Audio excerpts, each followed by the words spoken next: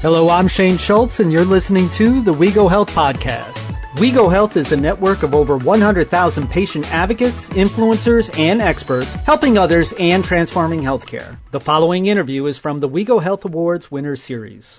Hi, Julie. It's great to have you here today. Hey, Shane. Great to be here. It is really awesome to have you here. Listen, we have a great interview today. Her name is Tory Aquino. Why don't you tell us a little bit about her? Sure. So Tory won our WEGO Health Award for advocating for another, and she truly deserves this award on so many different levels. After Tory's daughter, Mariah, was diagnosed with juvenile arthritis, she really made it a priority to advocate and raise awareness and to help fundraise for a cure. If you don't follow her on social media, you really should check out her site. So go to Facebook, look up Mariah's Movers, and follow her because she has some wonderful posts. In addition to her social channels, she takes her voice to Harrisburg and Washington D.C. every year to advocate, and she also has an annual carnival here in Pittsburgh to raise money for a cure. And I say here in Pittsburgh because I actually live in Pittsburgh, and I've had the privilege of getting to know Tory on a personal level. She's a fantastic mother, an outstanding advocate, and it's pretty cool to see because so Tory has another daughter as well, Mariauna, and Mariana, Mariah, and Tory, and I see Tory's beautiful mother along a lot as well, doing this advocating for juvenile arthritis. So it's really a family affair. It's really inspirational to watch. And to top it all off, Mariah was selected as the 2017 National Youth Honoree for the Walk to Cure Arthritis this year for the Arthritis-Foundation. So Tory has ramped up and is working overtime to raise awareness. So she really, honestly, this is one award winner that I am so happy to give to her on a personal level and on a professional level. She deserves it so much. Very cool. So let's get right to the interview. Yes. We are at the WEGO Health Awards of 2016. We're having a great time, and I've got a good friend of mine. Her name is Tory Aquino. Hey, Tory, how are you today? I'm so good. How are you? I am doing really well here. We're having a great time talking to a lot of unbelievable people with a lot of different purposes that they do, and they're helping a lot of people with their different challenges and struggles that they go through. And I know that you are coming to us with a message about your daughter and your foundation, so why don't you tell us a little bit about it? Yes. So my daughter's name is Mariah. She is 10 years old. She was diagnosed at the age of 5 with juvenile arthritis. Since her diagnosis, we've been just advocating, fundraising, and raising awareness that kids get arthritis too. Excellent. Excellent. How old is Mariah? She is 10 now. And has she dealt with arthritis since the very beginning? She started experiencing symptoms when she was 3 years old, but she didn't get diagnosed until she was 5 years old. The reason why I ask is because we've done a number of different interviews here, and there's a couple times as to where somebody would be, having a certain challenge or struggle, such as rheumatoid arthritis or something in that sense that they were born with, and they literally were never told that they were dealing with it as a child. Is that something similar of what's happening here, or is she fully aware that something's a little bit more challenging than others? She is fully aware, but I think in health history, they've kind of had more of an awareness of arthritis, but it took us a really long time to get her diagnosed because she just never went to the right doctors, to the rheumatologist. So we went from ERs to pediatricians to orthopedics and then finally to the rheumatologist. So I think now, I personally think that something needs to change with the way that works too. But I think now it's way easier to get a diagnosis than it would have been in 30 years ago. So I imagine that you went the gambit through the different providers that you had to go through and everything in that sense. Yes. And you probably were pretty frantic as a mom, right? Yes. We went to the emergency room first because she would get these migraine headaches, I thought. And they were horrible neck aches where she'd pull her chin up or push her chin out and pull her shoulders up. Mm-hmm. And would just cry out in pain for months. And then that went away and it went into leg pain. So then we went to the orthopedics after we went to the pediatrician, and the pediatrician couldn't find out what was wrong. So for months and months and months, she went through bone scans, x-rays, MRIs, test after test, physical therapy, all kind of things until we finally were directed to go to a rheumatologist. And when we went to the rheumatologist, they knew her diagnosis before they even touched her just because of all of the tests that they had. Okay. So part of me was totally relieved that she had a diagnosis, but the other part of me was what does that mean for her future? She was 5 years old, couldn't walk, couldn't sleep, couldn't eat, was miserable, became a child kid that I knew, Yeah, absolutely. I can't imagine what it would be like to have my daughter at such a young age, or really any age, to be dealing with any type of condition like that. Right. And not only that, but I can see it with you and I can hear it from you. You were also a little bit, let's say, perturbed that you had to go the path that you had to go to in order to find out what the heck was going on. Yes, we were. And I don't know, I could have done more to get a diagnosis sooner. Like, I always play that out in my head. Like, what could we have done differently to get a diagnosis sooner? Because we went to every single doctor, did every single thing that they told us to do to try to figure out the best treatment for her. But that's why now we try so hard to advocate for other kids. Right. Okay, so how do you go about doing that? Page called Mariah's Movers, and on Mariah's Movers, we do a whole bunch of different things with that page. So we do fundraising, we do advocacy in D.C. and Harrisburg with our senators and congressmen, and we also just try to spread awareness through our page. So a lot of the things that we do is we'll make posters for little kids for parents to use as their profile picture, just so that people know that kids get arthritis too. There are 300,000 kids in the United States that have arthritis. And I could tell you daily, I tell people that my daughter has juvenile arthritis, and they're like, what? I didn't know kids could get arthritis too. And they think it's just like grandma's arthritis. So we've made it our mission just to spread awareness that kids get arthritis, and it's not your grandma's arthritis, and there's ways that you could help.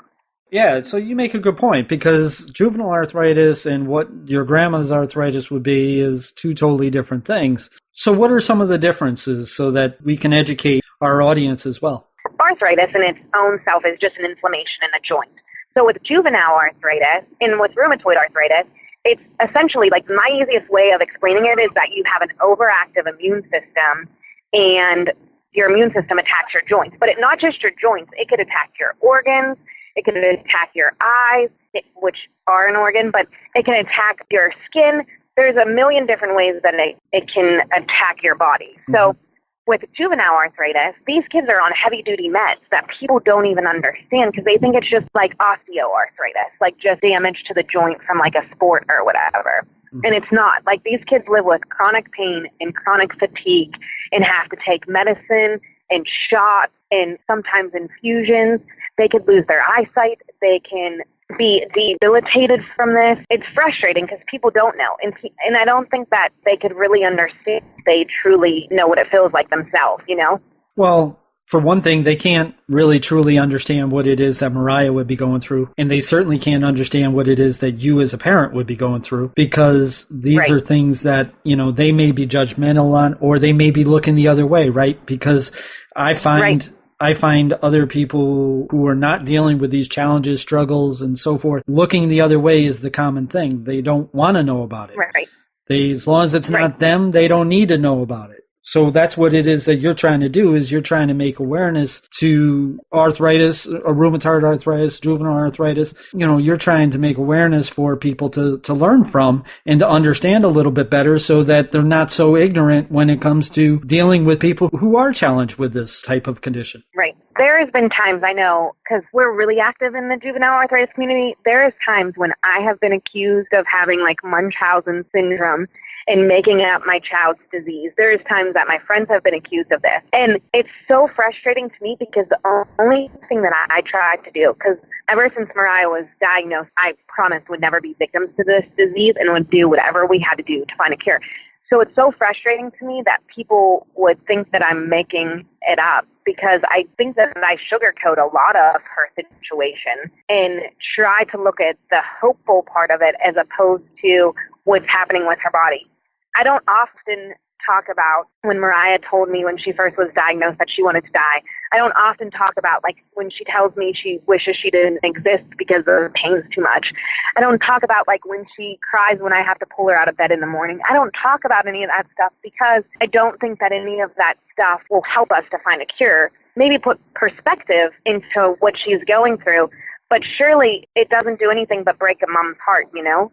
Sure. And I can't say that I know anything about arthritis. Well, I don't think I do anyways. I don't know. I'm going through a few different things right now, but I don't know what it's like to have juvenile arthritis, obviously, being 45 years old. But I do know what it's like to say I don't necessarily want to live any longer when I was in my single digits. Because I've dealt with clinical depression, borderline personality disorder, and PTSD, and it led me to suicidality. So at the year of 8 years old, I literally was at the point as to where if I do this one thing, then it's all finally going to be over. That's too damn young, right? It's too damn young for somebody to sit there and wish that life was over. Right. At 5 years old. Right. And I can certainly understand, what it is that kind of feels like from the mental aspect of things. I certainly can't do it as far as the physical aspect of it. So what do you tell somebody? I mean, because there's a whole lot of judgment that's out there, right? There's a whole lot of people that are more than willing to give you their opinion of what it is that you're going through when they have no idea what it is. I say a lot. If you truly want to know what it's like, just pay closer attention. You will see it has changed her life. You will see how this disease has changed our family's life. You'll see it all so clearly, Like, I don't unintentionally wake her up at 6 a.m. to be ready for school at 8 a.m. Right. I don't have to, put her in a bathtub because her body hurts and she sits in there for an hour, So I always tell people, if you want to know, I will tell you.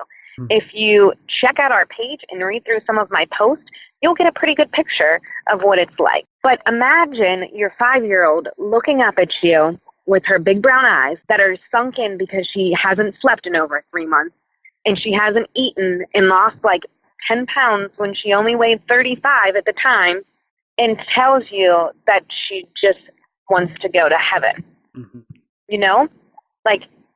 That's crazy. And that's why I am a crazy lady and post tons of things on Facebook so that people have an awareness that we go to D.C. and Harrisburg. That's why I do all of this. It's not for attention. I could care less about the intention part. I just want a cure for my child and the other 299,999 kids in the United States. Because I hate that feeling. I hate every Saturday having to give my child a shot. I hate every other Saturday having to give her another one that hurts her so bad that she cries out in pain. I hate having to pop pills into her mouth to manage her pain daily. I hate that all. Yeah. I mean, it's definitely, I can't imagine it. And I can just imagine the type of judgment that is bestowed upon you. I can just imagine what people say. I can imagine people saying that you're exploiting your child in order to get attention and so forth and everything like that. But, what the hell are you supposed to do? I mean, I've been pretty good. I've been pretty good throughout these award shows that I haven't really gotten, kind of angry about anything. But I'll tell you, it's, man, I got to tell you, if I had a daughter or if I had a son that was going through what it is that they're going through, man, I wouldn't know what the hell to do. I mean, I really wouldn't. I mean, you don't. You have all these expectations for your kids when they're born, right? That they'll be like lawyers, doctors. Some people wish politicians. I don't know who would wish that. But lawyers, doctors, artists, whatever they want to be, the world is their oyster. Mm-hmm. And then when you get hit with a diagnosis that they say is debilitating, crippling, everybody knows people who have rheumatoid arthritis are hunched over, their fingers are all deformed. Everybody knows that. When your 5-year-old is diagnosed with juvenile arthritis, what do you do? Yeah. Except, except for try to be there. I mean, that's really all that you can do is be there, because it's not like you can make the owie go away, right? You can't, you can't sit there and, it's not like something where you put an ice pack on it and the swelling goes down. Or like a Band-Aid and it's all better. Exactly. Right. Mommy can't kiss it and make it all go away. And you can't even pretend to, because if you do, then, the child's going to say, yeah, you know what? That doesn't work in the long run. Okay. Right. Wow. Okay. So. Well, we just had this conversation too, because I try to be really strong for Mariah and I try to not show the frustration of it, but we've had some really real moments where we've just both cried together. Mm-hmm. And I'm like, listen, this sucks. I know that this sucks. And as much as it sucks, I'll always be here trying to help it suck less? Like, how do you rationalize that with like a 5-year-old, 6-year-old, 7-year-old, you know what I mean? Like 10-year-old that doesn't understand. It sucks. So are you able to do that? And then she tries to, yes, and she tries to tell me like, it's okay, Mom. It's fine. You could give me my shot now. You know, and like sucks it up some more. Jesus. It blows my mind. Oh, good Lord. I can't even imagine. I mean, I've mentioned this in a few, I mentioned in this in a few different interviews, and I was taking chemotherapy for a period of time. And there were, you know, I was going into the hospital in certain areas, departments, and there's these younger kids who are dealing with leukemia and who are dealing with non-Hodgkin's and everything like that. And they're all running around playing and doing all the things that they do. And I know damn well that they have just as bad of a condition as what I had, if not worse. And in the meantime, I just am a wimp and I just want to go home and lay down, you know? Right. So, okay. So you mentioned that your job is to try to help it make suck less. How do you do that? What are some of the things that you've either done or what it is that you are planning to do or what it is? Because I know that you're up for the award for advocating for others. You know, I mean, you're obviously doing something that is getting out to people that they want to acknowledge you for what it is that you do. So what are some of the things that you're doing? We personally go to D.C. and Harrisburg to advocate with senators and congressmen to get bills passed that will make kids that have arthritis, even adults who have arthritis, lives better. On our Facebook page, we just try to breathe hope into the situation because the situation stinks. Mm-hmm. Like for all of the kids who have arthritis stinks. But we try to just fight and advocate for all the kids so that their voices that may seem small and may seem tiny, which is the same word, but their voices that may seem small and quiet just become a little bit louder. Like to own your disease, to tell people kids get arthritis, and to try to just shed some light on it so that people understand like what our kids go through. Another thing that we do is we have like an annual carnival to raise money too. So when Mariah first was diagnosed, I know that it felt like her power was taken away from her, you know, because she had to stop gymnastics, she had to stop cheerleading, she had to stop all the things that she loved. So we just try to do things to get her power back. Wow. Well, that, you know, I mean, the carnival thing sounds pretty cool. I mean, that sounds really cool. I've got a good friend. Her name's Barbie Engel of the International Pain Foundation. And I guarantee she's probably like shaking her pom-poms for the thought of what Mariah being a cheerleader, because Barbie's all about being a cheerleader. Man, I mean, I know that this is a celebration, but you just damn well want to scream, right? You just want to, want to scream and say, what am I supposed to do? And tell me how it is that I can help, right? Yes. Like find me the miracle cure. Please. We'll do whatever we have to do to get it, but like help us find it. And it's frustrating because when Mariah first was diagnosed, she was diagnosed 5 years old. She had 13% curve in her spine because the inflammation in her hip was so severe that it caused her one leg to be 1.5 inches longer than the other. She has been managed. She's had flares since then, but she has been managed on the treatment plan she was on for 5 years until the beginning of this school year. So June, July, August, September, Mariah was in terrible pain, had clear inflammation, would try to be a normal kid, but ended up going to school in a wheelchair most of her days and would wheelchair to her next classes and became like the same child that she was at diagnosis, where she was like depressed and withdrawn and didn't want to hang out with her friends and all of that. So there's those times when you're like, what the heck? What do we do now? Forget heck, this is hell. And right. That's when you like pull up your big girl panties and you're like, okay, arthritis, you want to try to win? Try me now. We're doing this show on Arisen Strength, a motivational podcast. You know what? But motivation is not necessarily rah rah sis boom bah. You know, I mean, sometimes it's, you know, our pillars are support unconditionally and then empower, which is my favorite word. And then after all the damn work that we have to do while doing that, we have the right to celebrate and to reward ourselves. Right. And then we have our foundations. Now, our foundations are to take ownership of ourselves, to invest in ourselves, right? Which is what it is that you're doing. And then we have the power of turning the thought, which is, listen, I know that it sucks, but let's try to make it suck less, right? And, Right. and then you have, the freedom of acceptance. Here's the bottom line. You're dealing with this. You have this condition. Now let's make it a smaller percentage of our life as opposed to consuming our life. Right. Again, that kind of goes along with the suck less too as well. This is a tough one. You really got me. It's not easy to get me to the point of where I'm speechless. I'll tell you that much. But Right. I really, really, I'm sitting here and I'm screaming in my head, I want you on my show. I want you on my show with a risen strength. And I want to bring out awareness for juvenile arthritis. And I want Mariah on the show. So Should love it. at some point in time, we need to make that happen. Yeah, should totally love it. That definitely is. I mean, right now we're here at the WEGO Health Awards. And you know what? Everybody at WEGO will understand exactly what it is that we're doing here when we're saying that we're at a loss for words. Because there are certain conditions, there are certain illnesses that make people at a loss for words. And here it is, folks. Those people that are here today, they are dealing with what it is that you're dealing with. They're out there being your voice for you.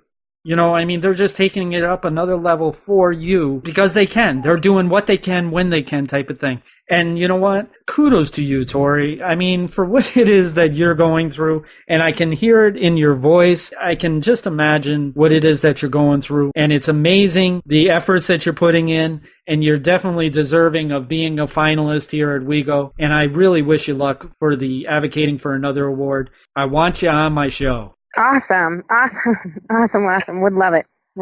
Excellent. So where can people find you? I know that you kept on mentioning the Facebook page and everything. Where can people find you in order to be able to learn more about Mariah and also learn more about arthritis from the beginning to end?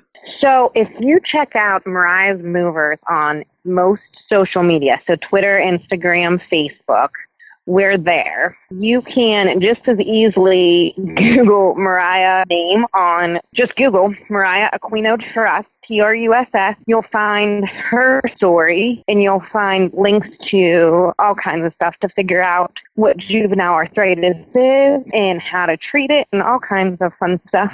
Well, I tell you, I know a lot of people are going to be going there and finding out about it because they can hear the fight within you. They can hear the fact that you're not giving up. They might even have some tears in their eyes while they're thinking about it, but they know that they're actually going to find out more about Mariah, more about rheumatoid arthritis, juvenile arthritis, and it's thanks to you and your efforts that you put in. Thank you so much. Thanks for having us here at the awards, too. We're so excited. Excellent. Well, good luck on the Advocating for Another award, and we will talk to you again soon. Thanks, and make sure you like all our pages. To learn more and to join the WEGO Health Network, visit www.wegohealth.com. That's www.wegohealth.com.